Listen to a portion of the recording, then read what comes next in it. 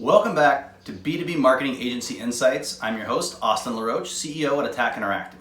Today we're going to go in a little different direction. Okay, most of the time we're doing tips for companies looking to market themselves better. Today I want to focus on a different demographic. I want to focus on young marketers, and I want to help them get the job of their dreams, because I've been doing a lot of recruiting throughout the pandemic. I've looked at a lot of resumes, a lot of cover letters, I've had a lot of conversations, and I'm seeing three big mistakes, and I want to make sure you guys know what they are, so hopefully you can avoid them in the future.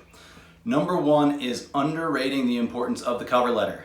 Okay, this is your opportunity to show a couple things. One, that you actually want this job, this specific job, not a job, this specific job, which all you have to do here, just do a little research on the company, look at what they're doing, look at what they're putting out on social, acknowledge it in just one sentence. Okay, I know we all have that base cover letter that we think is like the go-to, but you got to be able to customize that specifically for the job that you're wanting, because the people on the other end want to see that. They want to see that you care and that you're actually interested specifically in them.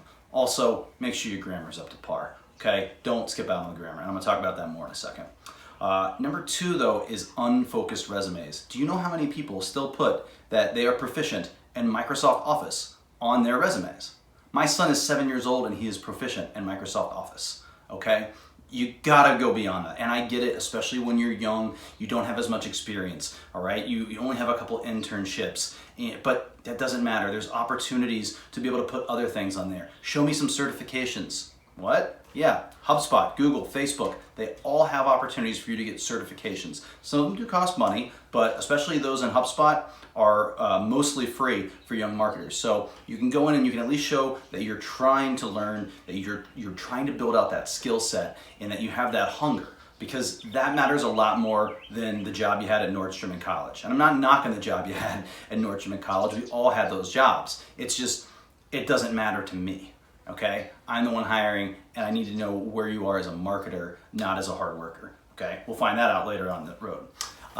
The last thing is just not understanding how this application process, from application all the way through interview, is an audition. Okay, and everything you do along the way, you are showcasing how you will do it with colleagues, how you would do it with clients, and that is not good if you don't have some of the basic follow-up skills, right? Follow up every single time you talk to somebody. Always follow up. And if you haven't heard from anybody in a little while, guess what? Follow up there too, because it doesn't mean you didn't get the job. It just means that the company is really busy, and sometimes they maybe forget, but they don't forget the person who keeps persistently following up and seeing what needs to be done. Another thing, I know we touched on it before, is that grammar. Oh my gosh, anything that you're writing, whether it's an email, whether it's a cover letter, make it nice and polished, okay? You might text your friends with a lowercase I, but you sure as hell cannot email a prospective employer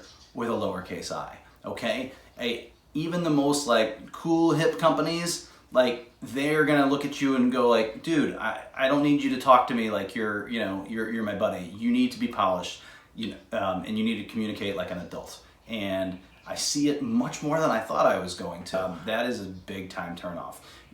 Not because you're doing anything wrong necessarily in your communication with me, because that makes me think that's how you're going to try and communicate with a client, and then that's going to look incredibly unprofessional. So those are my three tips. Really, really get a nice cover letter that you spend a lot of time on. I know it might be more time consuming than you want, but it'll be worth it in the end. And then get that resume to really show your skills and your capabilities, and really the right things. And then lastly, treat everything like an audition.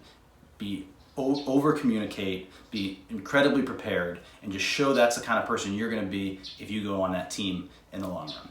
Okay, that was a little bit different. I hope that was helpful for you guys. Good luck to anybody out there who is trying to get a job. I know it's really hard in a pandemic. I am rooting for you.